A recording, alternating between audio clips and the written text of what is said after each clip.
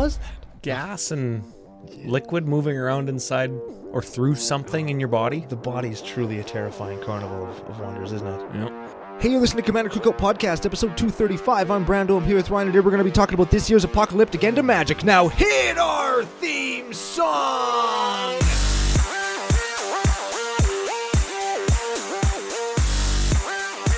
Hey, Ryan. We're back for yet another whirlwind adventure.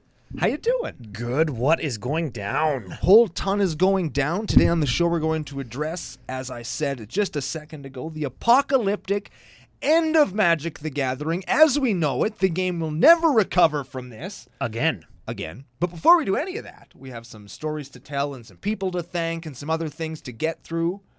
Before we do any of that, we have to thank our official business daddies, FusionGamingOnline.com, their source for all your gaming needs. Very much so. And my order arrived, and it took 6 days, which is like fast. That's pretty good, yeah. Especially for like Canada Post. Yeah. Yeah, so it only took 6 days. I got my box of TMS, Time Spiral Remastered, whatever TSR. Sure.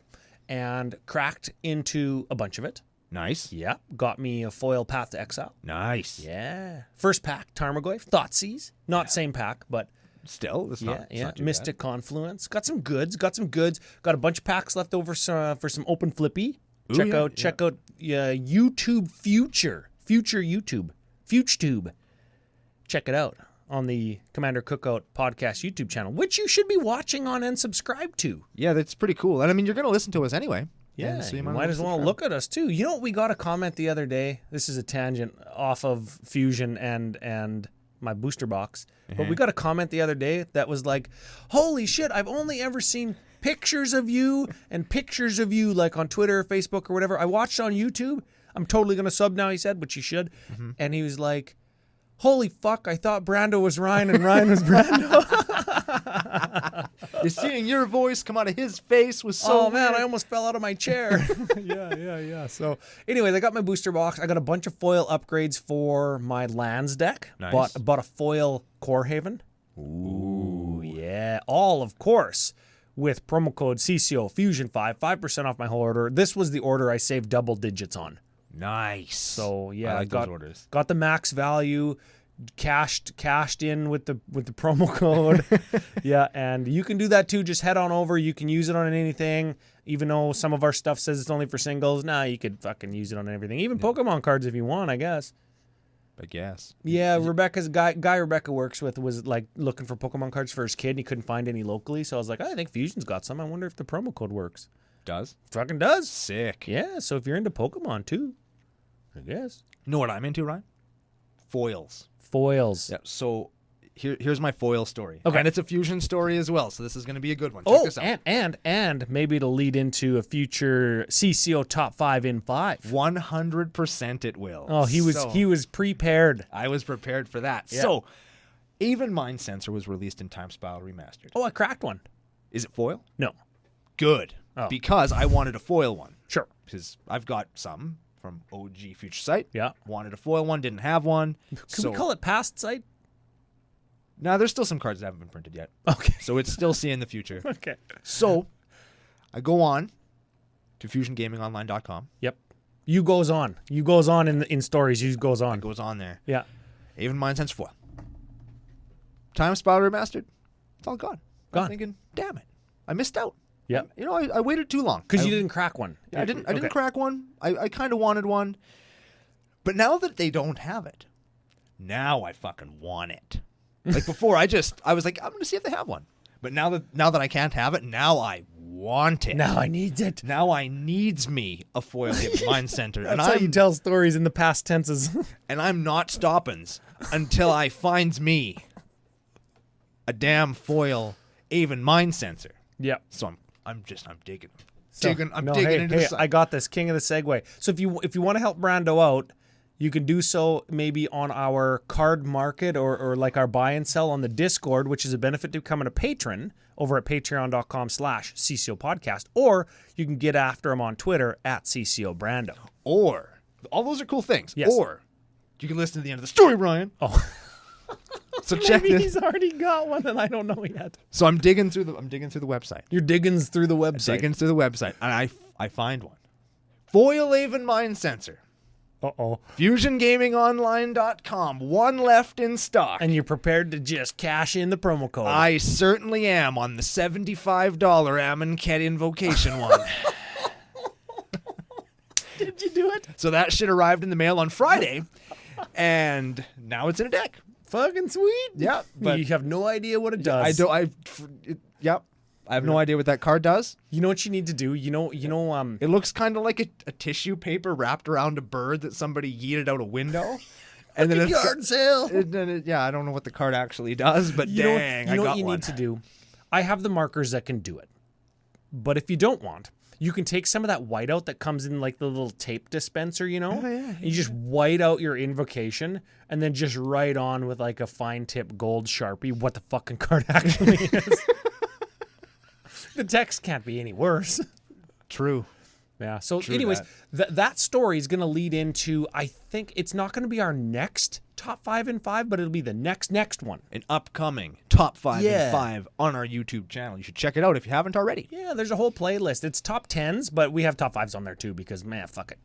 That's right. Yeah. So a couple minutes ago, we mentioned the Patreon. We should give out a few thanks, FUs, and of course, CCO nicknames. Let's do it. Okay, this is Brando's favorite benefit to coming to Patreon. Let's hit him with the truth and nicknames. Brian Hansen. That's a fucking regular ass name. He's like a Hansen brother. But which one? The hockey playing one or the Umbop singing one? What about Brian Handy? How about ooh, See, there's the Brian HJ? the Brian Stout Arm Handy. Oh, yes. Yes, Brian Stout Arm Handy. Fucking love it. Brian Stout Arm Handy, welcome. And F you for being here. Yeah, yeah. You ever see the Trailer Park Boys where Bubbles tells Ricky that he should be a handyman around the neighborhood? And he's like, well, why would I want to go around giving people hand jobs? I don't even watch Trailer Park Boys, but that's just a funny ass. You just know funny that ass scene. line, yeah.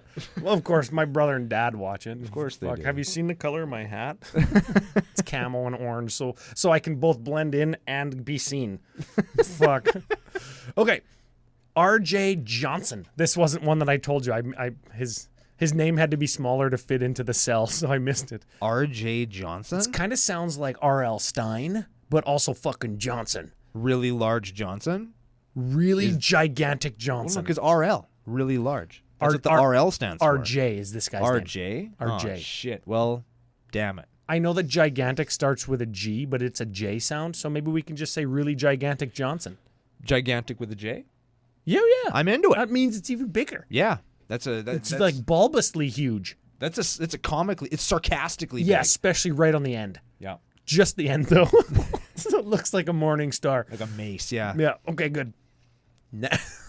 Fuck, I can't even keep his J face. Okay, next one. This is a returning patron whom we know and have had beers with. Oh, sick. The butcher of Banff. It's kind of like the butcher of Blaviken. Or the butcher of Bakersfield.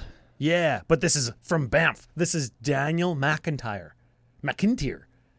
Banff is a place. It's kind of like Colorado Springs for the people in the land of the free, but it's in Canada. It's mountains and it's tourism and it's like lots of bars and partying and skiing and It's a really expensive main street. yeah, the population size triples in the winter because skiers and snowboarders come from all over the world. Lots of people from Australia work there in the winters. Oh, wow. So shout out to all the Australians in the nation too, because I know we got a bunch of them. I guess they come to like the snowboard. Is that the Yeah. Snowboards and super pipes and stuff. And snowboarding is just like surfing, except you can't get eaten by a shark unless it's a you snow just shark. get eaten by a fucking avalanche. Shark-valanche. Because Yes. snow is just frozen water. That sounds like a movie you'd watch. Sharkcano.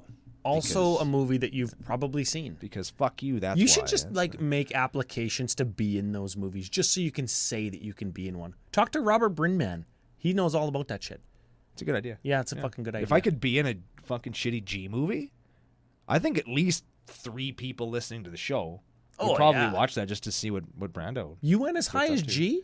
Oh, fuck. I think you could be like in an F movie, maybe even an E movie. Maybe even a D movie. Oh wow! I think it's appreciate that, man. You're a comic guy, even as an extra. Oh fuck! As an extra, you could probably be in a C movie. Fuck, man! If all you got to do is like get shot or get your head bit off by a shark or something. Oh, yeah, I'd be good at that, I think. Oh fuck yeah, you could do it. Oh yeah. Last patron shout out. Last patron shout. Patrick Mother Ass Bane. Hey, there's a new CCO drinking game. Whenever I say mother ass, apparently you have to drink. Patrick Bane. Patrick Bane, like Bane? Bane. Like Bane? I didn't open the pack until I was already a man. Yes. Or the 1997 Batman and Robin with the nipple suits. Bane. Pick your Bane, sir. Yeah, so he can be Patrick. Or Patrick. I didn't open the pack until I was already a man. Bane. Yeah. I'm into it. So I said, yeah. F you for being here, homie. Patrick Bane. I think it's spelt different. Nah. Fuck it. Nah. So, big thanks. We got one more thanks and one more thing to give away. This is the guesser of Chulane from last week's fucking crab tribal deck. Oh yeah. Lots of memes on Twitter, and a lot of people seem to like the deck because it kind of gave a funky twist to Chulane, right? And the winner, you get at us, commandercookout@gmail.com. You send us your name, address that you were the winner, that you want to pack. Andy K. And that's all we know. Andy K. Like the letter K is his initial. Huh. Man, we always get thanks for like not dunking on people's YouTube names because some of them are like super out there and some of them are just totally normal. Well, what, people thank us for not dunking on their YouTube names? Like if somebody ever wins and their name is Potato in Ass, I will 100% dunk on that. And appreciate it as well. Yeah, obviously the YouTube commenters don't change, because a lot of them are patrons, don't change their YouTube name to their Patreon nickname, because then we would just dunk on them. So Andy K, get at us. The email, it's below, and Joe would have put it on the screen if you're watching on YouTube. Yes. Now, we've got a main topic. Uh-oh. And we didn't really talk about how we're going to split this show up on the video. So Definitely didn't. So we'll just let it run for a little while still. Okay. Mystical. I wrote it down last night. Mystical Archive. These are the curated alternate art quasi showcase cards from Strixhaven. Yeah, which at this time we've seen a bunch of them, ton of them. They're getting spoiled so fast. Like I didn't even realize we were in spoiler season, and I'm not saying we've seen all of them, but we've seen lots of them. We've got Strixhaven set proper. Right. That's coming out. Yeah. We've got Strixhaven Commander decks that are coming out too. They're coming out at the same time. Yep. And there's less days of spoilers for that, and they happen after. They happen over like a 1 week period. Sure. Are we in on that? No, we're not. I talked to Watsy about it, and they're looking at stuff that's going to fit Commander Cookout content. Because the Commander decks don't. I'm putting it up there. Hey, maybe they're sitting in their ivory tower doing this back to us. Those fuckers dunk on us and we give them preview cards. No, there's Strixhaven Commander decks. There's the what are they called? Mystical Archive? Mystical Archive. I'll never fucking get it. Mystical Archive. We'll get it. There's the Japanese alternate art Mystical Archive equivalents. And then there's another fucking thing too. There's another thing? Maybe those are the four things. Like, but all of those things are happening at the same time. That's why it seems so fast. And there's the Mystical Archive, then there's Foil Mystical Archive, then there's Etched Foil Mystical Archive, then there's all of those things in Japanese. Jesus. Well, it's like a bunch of Tefris. They're just printing Tefris. Well, yeah. They did that with Commander Legends. And look how well that turned out. Yeah. I like rainbows. Just not on Magic cards. I like rainbows when I can see the colors on them and not just the weird not the shape of distortion behind them. Not the fucking shape of them. Magic card incarnate. Yes. Yeah, okay. Now we're clear. Well, just like the ink on my Commander Legends cards. Oh! I'm never letting that go. Oh, man. Okay. Mystical Archive, Japanese alternate art, Mystical Archives. We can get them one per pack, set or booster. Yep. You got a chance to get a second one per pack if you get a foil in your foil slot. Mm-hmm. Okay, that's fine. You can get 3 of them in your mystery boosty, and people say, oh, fuck, I have no idea where to find them. You could literally just Google how to collect Strixhaven or Strixhaven mystery boosters. And there's all kinds of infographics just on Google Images. Like, you can find them.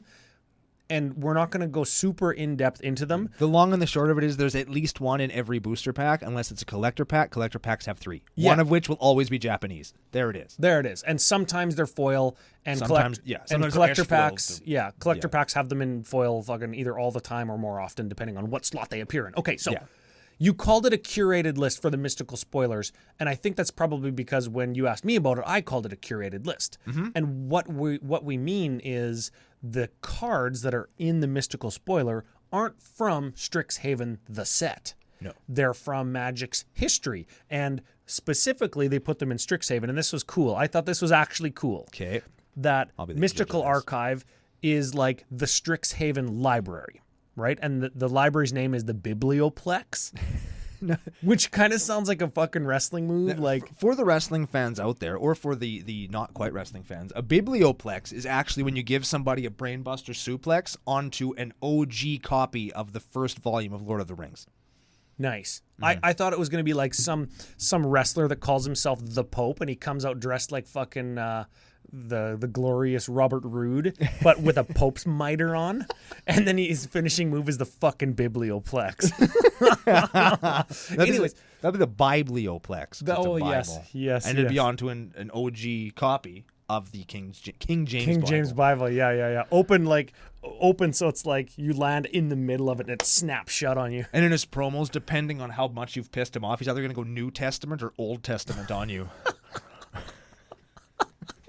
It's gonna rain fucking frogs, and there's be a fucking locust. And, or not, or maybe not, or I'm gonna turn your kid into sand. I'm gonna go Nicol Bolas invocation on you. Oh man, okay, we're not the Christian Coalition Outreach. They fucking stole our email already. Got him. Yeah, so you can get these, and they're great, and they're from Magic's past. The Biblioplex is actually a record. The library is the record containing the first time the spell was ever cast. And that's a fucking cool piece of Magic's history. We're finding out maybe where these spells came from, or who cast them, or like as these roll out, and maybe we'll see different art styles, which we're going to talk about the fucking art style. Yeah. Maybe we'll see different art styles for the Mystical Archive moving forward, and that'll glean us or give us some kind of intel on like Urza created this spell, or like this was Mishra's spell that he used to do whatever thing in Magic's history. I think that's cool. That's kind of neat. Yeah, and like we don't go into lore super deep because we're not really a lore cast, but like we've read some Magic novels and we know what the fuck's up. Yeah, I read the Time Spiral books. Oh, yeah, fuck, don't read those. And that, you know why I haven't read many more Magic books? Because I read the Time Spiral books, and I never wanted to. Yeah. I don't trust him after that. Yeah, you know what? Magic book recommendations. You read Brothers War, and that's an actually good novel. Yeah. You can read Planeswalker, which is the sequel. Time Stream and Bloodlines. Those are the 3 books that follow like Urza and Tolarian Academy and like lead up to Invasion. That's going to give you like 90% of Magic's interesting history. Then you can read the Gathering Dark, the Eternal Ice, and the Shattered Alliance. That is Ice Age and Alliances. And that trilogy is, and I've said this on the cast before, that trilogy is the best group of literature in Magic. Wow. Yeah, Jeff Grubb wrote all 3, and it's really good. Cool. Yeah. Shout out to Jeff Grubb. Yeah, Jeff Grubb. He should. I don't know. I don't know what he should do. He should fucking write more books. Yeah, he should write more Magic history. Fiction, okay. Whatever. The Biblioplex. Mystical thing. This isn't really the start of our Strixhaven review. We just wanted to lump this into kind of like universe beyond adjacent topics. Well, if this is something that they're going to do going forward, it's worth mentioning because Universe Beyond is something that apparently they're going to do going forward. So if every set's going to have just a bunch of stylized cards that are outside the set, we'll say, Yes. then it's worth mentioning them now because maybe this list is going to show up again when they want to do another bunch of instants and sorceries. Maybe they're going to do a creature one for another set. Creature right? one, because these are all instants and sorceries. Maybe they'll do a creature one for the first mage who ever summoned this creature or whatever, right? Maybe in the werewolf and vampire set, that's the only way you're going to get non-werewolf or vampire creatures. Oh. Also, who's going to pick werewolves? We all know they fucking suck. Maybe they're going to be better. They're not. Maybe. Because they're going to have werewolf. They're going to have time walk We're not yourself talking and about something that. terrible. We're not talking about that. You're right. This isn't fucking tangent Cookout Podcast. I couldn't think of a C word. Yeah, this is a list from outside the set, like I mentioned when we were talking before, the list, but they're like way more common than the list, right? And we're fine with the list. That's good. Yeah, we're getting in Mystical Spoiler, we're getting like a tainted pack, an $80 fucking card. Tef's Protection. A $50 card. Is that? I didn't see that one. Yeah, Tef's Protection's in there. Oh, I did see that one. Demonic Tutor's in there. That's still a fairly pricey card, right? D2s, and that card will fucking always be expensive. Yeah. Like always. Yes. Yeah, like just like Vampiric Tutor. They're the two best tutors. They're always going to be expensive, right? Yeah. Okay, so we're okay with this. Yeah. We're okay with the concept of this. I'm behind the concept. What of the art style? On the surface, I don't like it. Okay. This isn't my style of art, but it doesn't have to be. That's fine. I definitely see why people like it. I just don't. Just like the Kaldheim showcases. They're not for me, but you know what? I think that there's something different. I think there's something really cool, and I'm looking forward to see what kind of aesthetic they bring going forward. That being said, some of them are really cool. I really like the Chaos Warp, both because it's a Chaos Warp and because the art on it is very neat. I really like it, but I think overall, I'm soft on it. I really like the Japanese ones that I've seen so far because I like that kind of watercolor wood block print. Traditional look. Japanese style art. Yeah, Joe will have one up on the screen for the YouTubers. Yeah, I like those, so I'm a fan of those. Apart from the fact that they're in a language that I don't read. And if you're not familiar with what the card is, do we know that we get a Japanese alternate art for each card in the Mystical Archive? Do we get one for every single one? I don't know. I wouldn't be surprised. We probably do, right? We got one of every Planeswalker when they did this before. Like in War of the Spark with the anime Planeswalkers. So I'd imagine that they'll probably do the same kind of treatment. You know what? We didn't even talk about that yet. Like, they did this before with War of the Spark Japanese anime Planeswalkers, only available in Japanese booster boxes. Is this them improving upon this concept by putting them in collector packs and making them more available to the people who want them? Is this a good thing? I think so. You think so? Because people are going to want these. While you say the art style is not for you, some people very much like the Mystical Archive. It's a little bit stained glassy. It's a little bit art deco-y. Yeah, which right? I like, which is weird, which is why isn't this for me? It just isn't. I think there's too much. Again, yellow is my favorite color, but there's so much goldy yellow, tea stainy, old papery color. Yeah, on they look like they're like the original forms of these pieces of art would be gilded with gold leaf, right? Yeah. Or a lot of mother of pearl would be used, right, to give them that kind of deeper reflective look. Maybe you're soured a little bit by this art style because you're imagining like Commander Legends foiling process being applied to these cards. Oh my god. And like you saw some of that I pulled out of packs, not super packs, foil etched cards from Commander Legends, and you remarked on how good they look. Yeah, they look nice. Compared to the shitty ones that you got out of the collector boosters. Which all look like shit. So compare my etched foils to a few of your etched foils, and maybe you can... There's a possibility that these could look very cool. I'm sure, and you know what? Some of them will probably look fucking great, and some of them will just be like, I don't like this art style. Yeah, this one exists. The one that I think has the most people fired up, at least that I've seen, and I talked with Chris Von Doom about this yesterday when I was playing games with him and Joe, the Faithless Looting one, where everybody's either like, they either love it or they fucking hate it. Von Doom says it's his favorite one. Oh, yeah. For me, it's like, You know what? Speaking of Von Doom, it actually just gave me an idea. Because I know he's a winter guy, and we're getting out of winter, and that's a good vibe for us, but he doesn't like it. Wait, did you see the snow yesterday when it was like the little snowballs? Yes. It wasn't? That was so freaking Yeah, weird. yeah, it's all melted now. Thank fucking CCO. Thank the Christian Coalition Outreach. I've said in the past, either on CCO or Commander Ad Populum, that art imitates life and vice versa. Life imitates art. Right? Crossplay. Yeah, sure. To expand on that thought a little bit, magic imitates life, imitates art. Sure. And you can take that and interchange those three variables and read that in any direction, and you can find ties. Life, art, magic. And if this art style isn't for you, or Strixhaven isn't for you, or whatever in magic isn't for you, just like the changing of the seasons, it too will pass. And this set is fleeting. And any game of Commander or any game of Magic, whether it's a good game or a bad game, is fleeting. So move on if it's not something that you like or that you're into. Or if it is something that you're into, and you're really good at this, you're really good at savoring what you do like. Hell yeah. Right? And roll around in it and shit. And as long as there's 51% stuff that you like that you can focus on, you're focusing on the majority in a positive way. Yeah. Right? So if the mystical spoiler or this mystical, what the fuck is it called? Mystical Archive. God damn it. You'll get it, man. I I'll believe in get you. it sometime. I've only done this 280 times.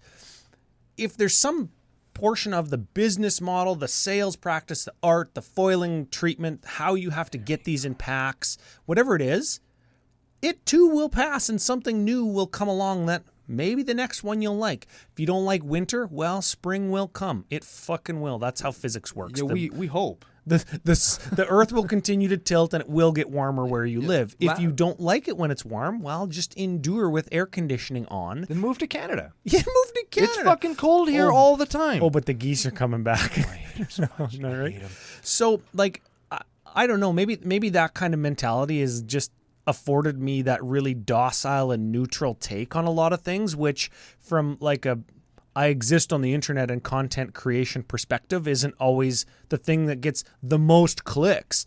But from like building and maintaining friends and audience and staying super neutral and loving Magic standpoint, it's allowed me to say, hey, I like that. And that's great. And I want to savor it. Or I don't like that. And I guess, well, I guess I'll move on to something else. Guess I'll just avoid it. Yeah. I'll avoid it like the plague. And what's good about this and what you just said, and specifically with I the haven't Mystic seen Archive. a lot of these. Those are nice. Some of these are cool. And there's that. Look at that Chaos Warp. That's fucking cool, man. That's what's his name? Klimt. He's an artist from, or not the artist who did it, okay. but I was the like, art that's style. Klimpt. Klimt. I don't know. Joe might be able to find him. Yeah. What I was going to say is what's good about these, which I think might even tie into what we're going to talk about in a little bit with the universes beyond, is with these, if you don't like them, you can 100% skip these because they're all cards that you can get somewhere else. They're not unique. They're not unique cards in that they're not printed somewhere else. There isn't another way you can get this picture. You know what I mean? Like, or this effect on a card. Yep. Like if you want a Chaos Warp, you can go and get one. Yep. If you want this Chaos Warp, more power to you. I'll buy lots of these And, if I can. and you know what? With the advent of collector boosters, and we've talked about this both from a positive and negative perspective in the past, that Chaos Warp, because it's available in every fucking collector booster in foil and non-foil, is going to be not worth anything more than the regular collector or the regular Chaos Warp from Commander fucking 11 when it was printed. The most premium version of Chaos Warp will probably remain the foil one from Commander's Archive. I think that's where it's from, right? Yeah, the 2012 one. Yeah. Unless there's a Judge one. There might be, I don't remember. Yeah, I can't. But either way, those ones will remain the premium one, and this crazy new art one will just be a fancy curiosity that you can track down if you want a Chaos Warp. And if you super hate the art so much that you refuse to have them in your decks, you don't have to. Yep. And you know what? Like, just a little bit more on the art before maybe we move on to Universes Beyond. Like, these are cool because they're visually interesting. They are visually varied. Yeah. So they don't all look the same. Like I said, some of them look like they're like a mixed medium of different kinds of metallics, right? And the collages, which is cool. Collage art, especially that Past in Flames. Some of them look like Gustav Klimt, That is the artist. He died about 100 years ago, and it's lots of golds and lots of like fine, like metallic paints. He's got his horseshoe haircut. Yeah, really cool. Some of them look like stained glass, which is an already established and popular treatment for promo cards and altered art cards. Yeah.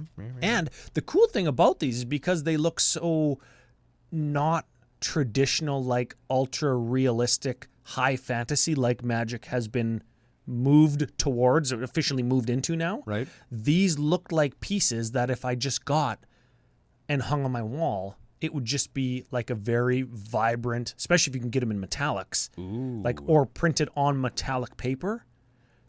These would be pieces that you could hang in your house in different either arrangements or in different rooms, depending on how much light you have in a room. If there's like a sunny room, a red room, a dark room, down in a bar, maybe you want something moodier like the Tainted Pact. There are a lot of geometric shapes, so you could put them around like in your kitchen where you've got square cabinetry and stuff, right? Like there's all places that these styles of arts are applicable to outside of the world and game of Magic. And for that, I love these. You know what I love about these? What is it? They reprinted the incredibly difficult to find, super duper powerful Divine Gambit. I'm so excited to open all of those because boy howdy. And even the picture sucks. Yeah, you know what? That's my least favorite one too. And it's not even because it's Divine Gambit. It's because it looks stupid. I think maybe like the name of the card is tied to some important point or event in Magic's history, right? That must be why. Yeah, that must be it. Why do they put in troll cards like that? That's a troll card. They're trolling us. A little bit. This whole list is garbage. I take back every good thing I say. No, I don't. It's actually. You know what? Like, oh man. You know what? The more I like them, and after that whole fucking monologue I just gave, I actually do like these more and more. I'm not even looking at the camera anymore because Brando's got them up on screen. Yeah, I'm scrolling through them so we can see because I feel like he didn't realize that there were so many of them out. But take a look at them yourself. I've only seen about 10 of them. And this fucking piece of shit. Oh yeah. If you're gonna Urza's Rage, if you're gonna reprint an Urza card, reprint like fucking Urza or Urza's Ruinous Blast or the Obliterate where he blows up the fucking Tolarian Academy. That was Baron. Whatever. I don't care. Baron's or Urza's friend. You know what? Print Obliterate too. I want to see Obliterate in here. That'd be cool. It's a moment in Magic history. That's a big time spell. It's the biggest fireball ever. Yeah, it blew up a whole island. Right? It blew up a whole fucking island. That is cool. Not that Red needs a lot of help blowing up islands, but... Yeah, they gave us Stone Rain right in the fucking Mystical Archive. And it's a laser from space. It actually looks like a piece of biblical art, or like that one does look a little bit stained glassy. Lots of solid color in it, which is cool. Yeah, they're neat. The point is they're cool. Yeah. And I think they're going to be good for the game, good for collecting. And I mean, even if they're not necessarily for you, like they're not necessarily for me, there's still a lot here that I think people are going to Yeah, and I think as somebody who looks at the 51% positive and tries to expand that, you do this, I think that you can look at these pieces of art separate from the Magic card that they're printed on and say, these are visually interesting and cool. And if I gave you one for Christmas, let's say a print, you would hang it in your house. Absolutely, I would. And the same is true if you did that for me. And it would be a gift from you because either you liked it and wanted to share it, or you knew that I would like it and it brings me joy, right? And that's, I think, without sounding too fucking kumbaya-y, that's an adjective now. It sure is. It sure is. I think that is really an important part of Magic, is just sharing shit that we enjoy. That's fucking like expressionism in Commander. I made this fucking shitty deck. It's fucking sucky, but I want to share it with you because it's fun and cool. That's why we have a show. It's literally why we have a show. We're doing this for 4 years almost. It's literally why we have a show. Yeah, that's a good point to end on. Now, let's move in a little bit. We got to move down the notes here. Keep clipping along. Uh-oh. Universes Beyond. Oh, baby. Baby. Now we're moving from something positive to something that we think is positive. So let's just put it out there. No. We think it's positive. Yes. The 51%. The one and only released example of this, however, I think was a negative on lots of levels, and that was the Walking Dead secret lair. Oh, yeah. People are drawing on that experience and expanding, right? And I think that we're not going to get into that too much here, but I would caution people from looking at that as the example of how it's going to be going forward. Because if you look at the first time Magic did anything, the game it's was a clusterfuck. right. Like when you look at Alpha and Beta, those sets were terrible. They didn't know their dink from their asshole. Right, they didn't know shit, and those sets would be bad, and the game would not exist now if that's what they were doing right now. Wait a second. Are you saying dual lands are bad? Those came out in Alpha and Beta. What else came out in Alpha and Beta, Ryan? Oh, man. What was the best creature in Alpha and Beta? Oh, fuck. I don't know. A 1/1 for Savannah Lions? Right? It's literally Savannah Lions. 2-1 for 1 was probably the best thing. It was a Stone Giant. Was the what's the philosophical fallacy? I don't know. I don't remember the name of it. But this is it. When you take a look at the one example of something and expand it to all future instances of that same something. I'll give you an example. Outside of Magic, to fucking simplify it and trivialize it, my truck or my car, my vehicle, it has metal parts. It has metal parts. Therefore, my truck is made out of metal.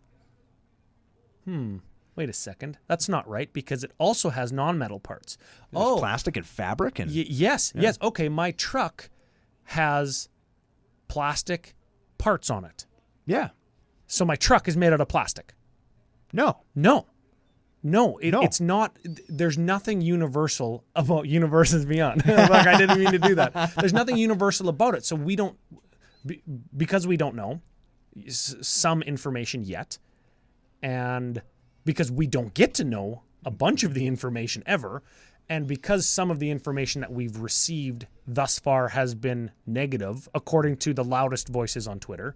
Yeah. Or the active population online. Yeah, I would say right? I think I would take it a step further and say that I think that those loud voices might be right about the Walking Dead, because I think that there was some stuff in there that was printed that just delivered in a way that the subject matter aside, it had the best removal spell ever printed in Negan.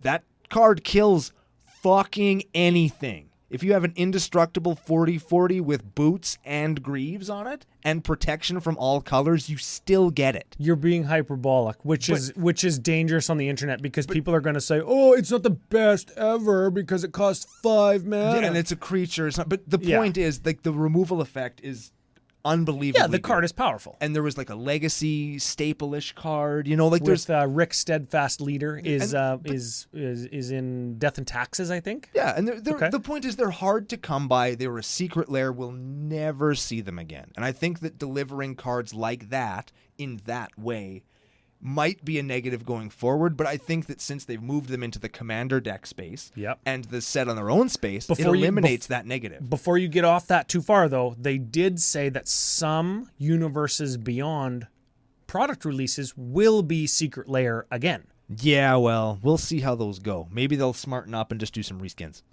They might smarten up and do reskins. I would like if they did that. Yeah. I'll say that.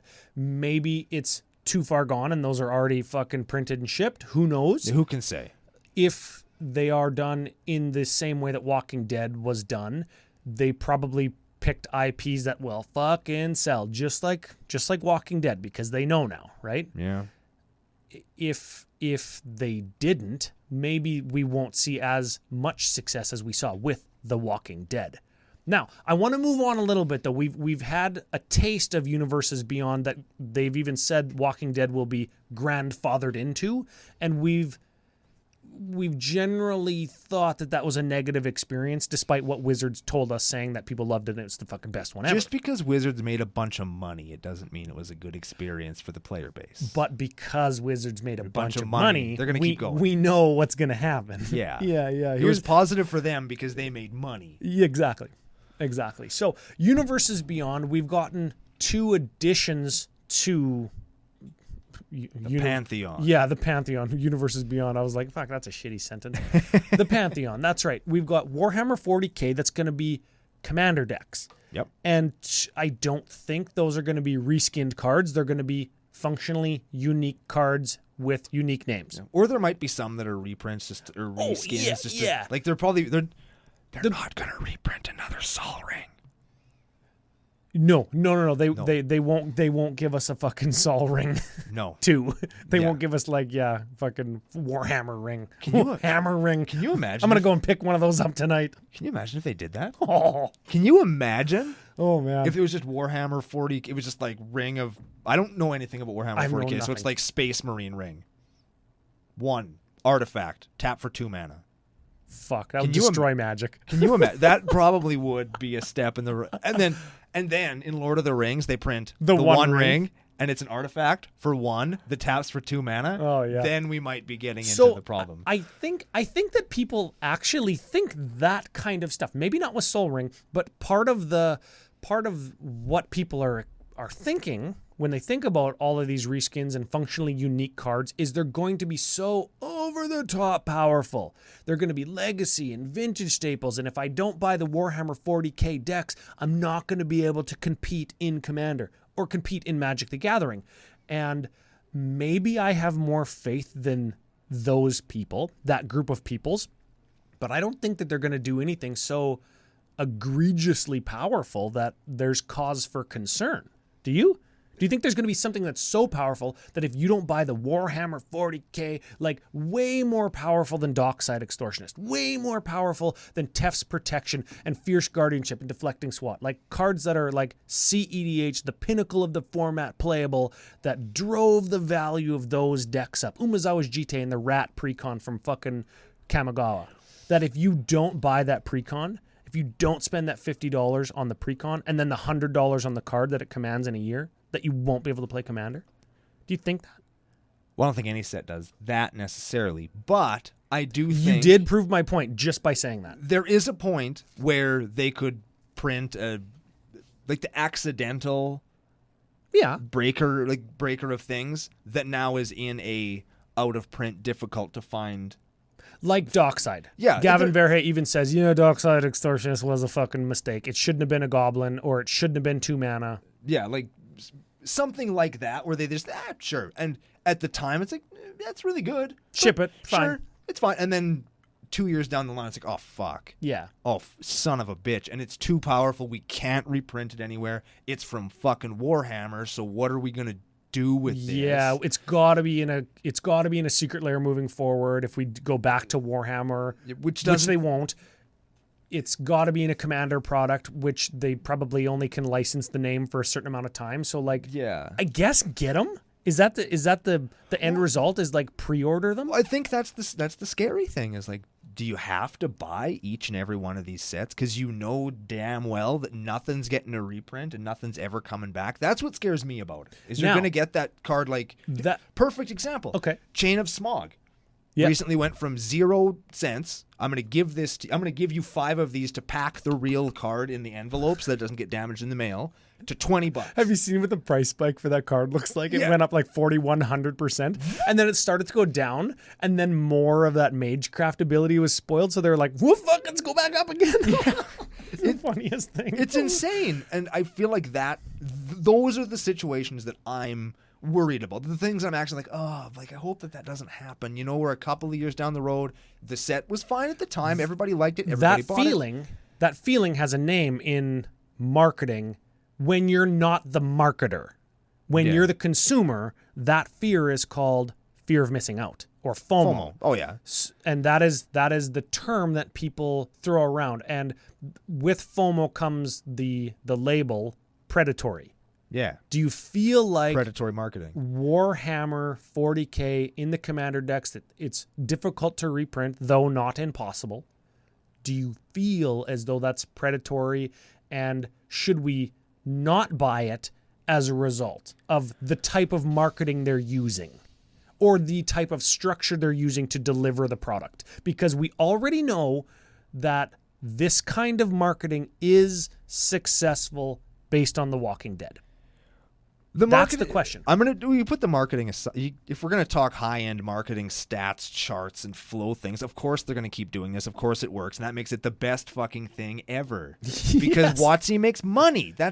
Papa Hasbro makes money. Papa Hasbro promoted WotC to a division of Hasbro so they can make more money. Yeah, so they can wag the dog more. Yeah, that's why this exists. So looking at it like that, I think might not be the best way of looking at things. all of the fucking capitalism is the fucking enemy. All of those people are going to say, well, of course they're going to do it that way, right? Of course they're going to do it that way. All the capitalists, people are like, yeah, fucking do it that way and make all the money. Like that's... And all the anti-capitalists are going to say, no, fucking boycott it because capitalism is the devil. Yeah, and like, but the point is, like, you can say it's fear of missing out, it's fear of whatever, but the fact is, I don't like paying $100 for a Magic card. Yes. I hate doing that. Would you and pay... the fact is, some of these cards down the line might be worth that, and they're going to be not impossible, but hard to reprint, and Secret Lairs don't count. Secret Lairs don't count as reprints. I tend to agree. Now, does that mean that you spend the $50 to get the whole deck, or the $250 to get all 5 decks? You spend $250, you get fucking everything, or you spend $100 in a year from now to get the one thing you want. What do you do? What do you do? Because both are a significant chunk of money to a lot of people. Both of them, it really depends on what the card does. You know what I mean? Like, Dockside Extortionist, do I shell out at the time? Yeah, because I wanted one. Do I shell out now? You didn't buy the pre-con, you mean? I did buy the pre-con. Yeah, but you wanted another one, so you bought it? Yep. So I wanted another one, and I got it. There's those, but then there's these other cards that are like, well, fuck. I bought the pre-con twice. They're cheaper than the Dockside Extortionists. Dockside Extortionist is $65 Canadian. Well, maybe the whole this deck is $50. Maybe this whole conversation's moot then. Like, if the fucking Warhammer decks go to every Target, Amazon, Walmart, fucking Walgreens, like if they go to every one, maybe they'll be available. They will be. Oh, for sure they will be. Well, that's a glimmer of light then, until the next one comes out. That's the thing, right? Is when the next one comes out, they're kind of done until second wave Walmart in a year comes out and like, well, we got a bunch of boxes of these. Throw them on the shelf. Yeah, and you get that's where you find your Commander decks that you see on the Facebook groups. Oh, should I buy this at $40? And the answer is always yes. The answer is usually yeah. Except for the other cycle, like there's the Dockside deck and the rest of them. The rest of them, no. But the Dockside one, yes. And that's the one that is never on the fucking shelf because somebody who works at Walmart who plays Magic, because fucking 18 million people globally play Magic, you just bought them all. And they just buy them all. But I think that the thing is that I think the sets are going to be cool, and I think they're going to be fun to play and really interesting, regardless of what you think about the aesthetic. Yep. I think that the major downside in my mind is going to be that the future availability of the cards is because they're hard to reprint, and if they're really good, if they become kind of stapley, like a doubling season or I'm not saying they're going to reprint, but like a card along those lines, and they're going to be really tough to get. Now they're going to be really expensive, and if you're somebody that gives a shit about flavor or Warhammer. Well, I'm thinking like if you're a Magic flavor person, you're gonna I gotta go out and I gotta spend $70 to get my. Again, I don't know shit about Warhammer. Yeah. Let's use the Lord of the Rings card. I gotta go and get my Sting, and I don't really like Sting because the pictures think it's Frodo, and you know maybe that's not your jam, right? You know what? Let's put a bow on this part of the conversation. Decide relatively early if you want to just be upfront and buy as much of it as you think is appropriate or that you can afford, and just keep it. Yeah. Or don't. And buy the 1 or 2 singles that you want, and do it again relatively soon before they go up. Yeah. Ooh, that's an easy way to spend the minimum amount of money that you have to, and still get the shit that you want. See, right? Let's go back to the flow chart for just a second. Okay. The dollars and the cents. If they print these Warhammer things for Warhammer fans and Magic the Gathering fans, and they come out akin to the Commander decks from the most recent sets, where they're $25, let's say. Yeah. They're like the mini precons or whatever. Yeah. Like the $25 ones. They're solid decks. They have some okay reprints. There's nothing really game breaking involved in them. Yep.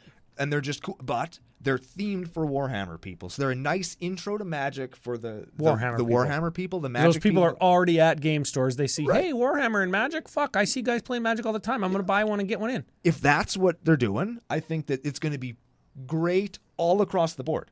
I am 100% behind that. The thing that you worry about is, okay, now we got to get the Magic nerds. We need to make them need this. And Yes. that's where you end up with your soldier ring and your fucking tripling seasons. That's what people are worried about. And I don't think that's going to be the case because these are going to be on the power level like the Commander Kaldheim precons that are just like, fine, $30 value in the deck that they sell for $25. And they're good. And it's going to get the Warhammer people to come into Magic. And you know what? That's awesome. Why isn't Warhammer doing this? Fucking why aren't they making Magic themed armies for fucking us guys to go and play Warhammer? Because casting stuff is more expensive than printing cards. Because casting stuff is more expensive to as a business venture. Maybe they don't have the capital. That's fucking all capitalist business talk. Who gives a fuck? And if it's such a good idea, why aren't more IPs doing it? Well, Magic's the fucking biggest fantasy IP in the world, besides maybe D&D and besides Lord of the Rings and Star Wars, but that's a different genre. Yeah. And it's because Disney owns it.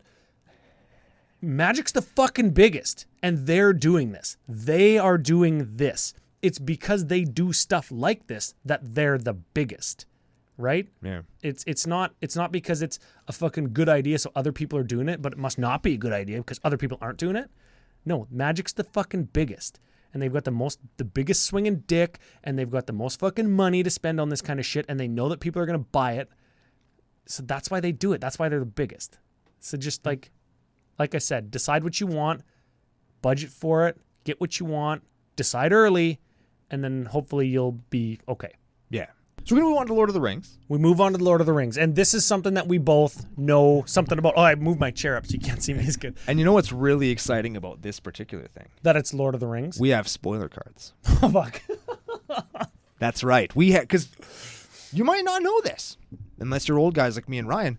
Lord of the Rings has already had a foyer into the collectible card market. Very much. And I've got a couple of the two chasest cards in the game. Oh, baby. And if this isn't a reason to fucking watch on YouTube, I don't know what is. Oh, okay. So check this out. Wait. Joe, hit him with the truth. We have the Witch King of Angmar. He's a 1712 tower with a circle around it 6 creature. Unique. That probably means legendary. Okay. May be played as a hazard creature with 1 strike or a permanent event.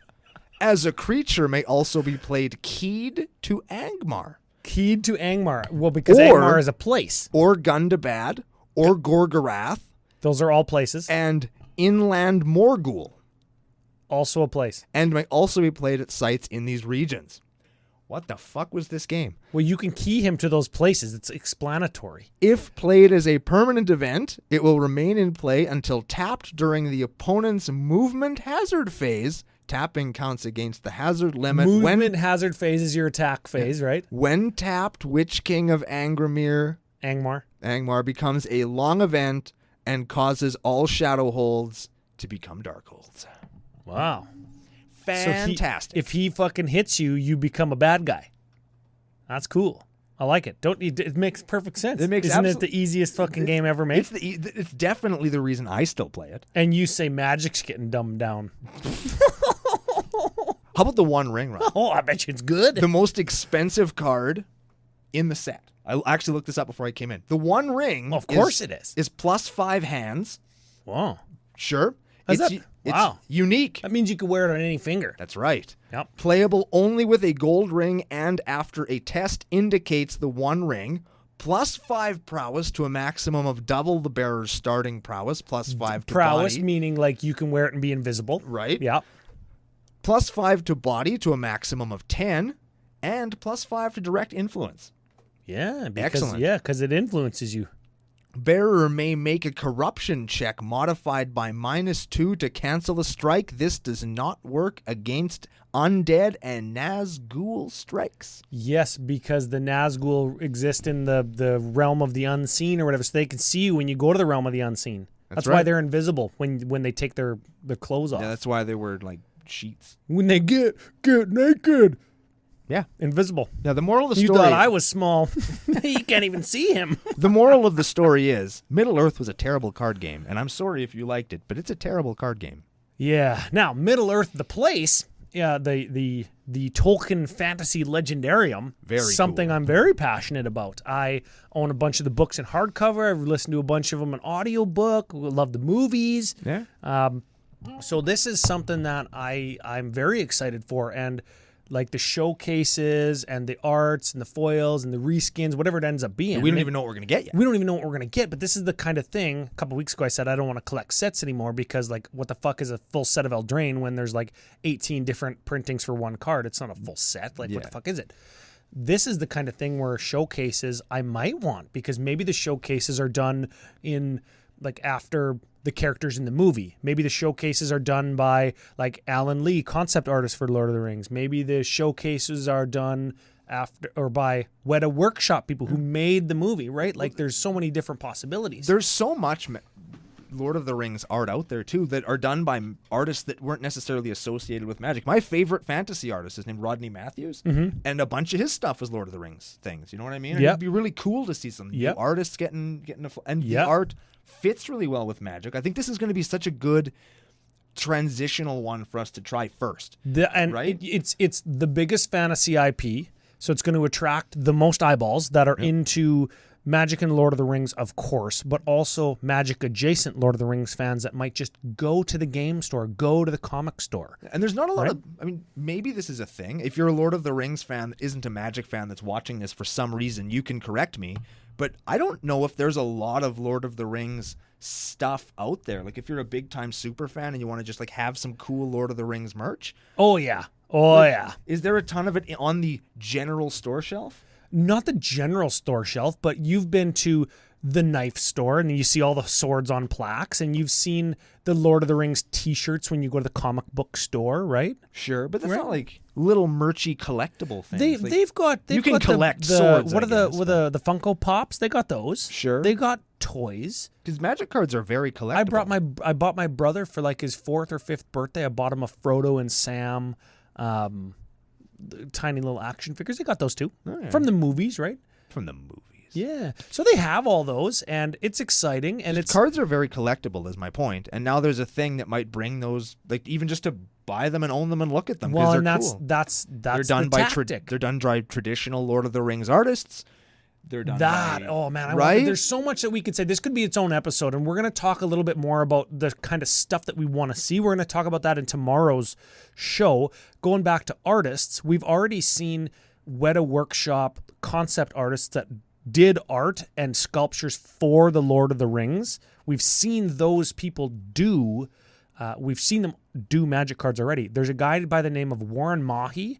He's a New Zealand artist. He did goblins in Shadowmoor, like Lorwyn Shadowmoor blocks. He painted cards, and he worked at Weta Workshop on the Lord of the Rings movies. Neat. So yeah, there's already been some crossover there, and that's why Wart was so fucking cool. Yeah, I don't know if he painted that. Maybe Joe could have a Warren Mahi done up on the screen, and they've kind of moved away from the Lorwyn art style, so I don't expect to see him back. But I also wouldn't be surprised, right? Now, why not? This is Lord of the. They can do whatever they want. He's familiar with both IPs already, right? Which is important. Like you know how they all kind of they weren't washed out, but they were all kind of pencil drawing looking sketch things, and the colors were a little bit more not muted, but less vibrant kind of y. Yeah, you could see high fantasy watercolors, which is like a very popular way that Lord of the Rings scenes have been done. They could look like old ass Magic cards. Yeah, that'd be cool. And they could be like reskins. You could actually have the One Ring as a Sol Ring. Yeah, well, right? You know what? We'll talk about that tomorrow. Dwarven Ruins. Yeah, the Gates of Moria. Wouldn't that just be the biggest waste of a Magic place? You have Dwarven Ruins, but instead it's the Mines of Moria. It's like a shitty uncommon thing. I would totally play the fuck out of that because I actually play Dwarven Ruins in Zada. I actually play that card. I played in Norrin. That's good when you sack it for 2 red, man. That's good. Yeah. It's good. You could cast fucking Norrin for nothing. So, well, not already really, cast Norrin for nothing. Yeah. Okay, this is going to be its own set. And I don't know if we know where or when. Like, it'll be next year sometime. I don't know if we know how or what slot it'll take. Like, does it take the multiplayer summer option, if they still have that? Does it take the draft innovation product? Core set slot. Does it take the core set slot? I fucking hope so. Right? Hey. Well, I mean, they're doing the test run this year with the Forgotten Realms. That's why I say that. Yeah. I think that that's a fine place to put it because it leans like the Forgotten Realms leans into the D&D people. Maybe this will lean into the Lord of the Rings people, right? So maybe it'll be there. This will be a full set. You can get boosters. You can get collector boosters. Oh. So we can open Flippy the Fuck, one ring drinks their whole drink type thing. That's fine. Yeah. Yeah. Maybe it'll be marketed as like next year's Commander product. You know what I mean? Where they do like 2 Commander decks and the whole set is for Commander like Commander Legends was. Oh, they're going to bring back those shitty battle decks where you have like Sauron versus Frodo? Probably not.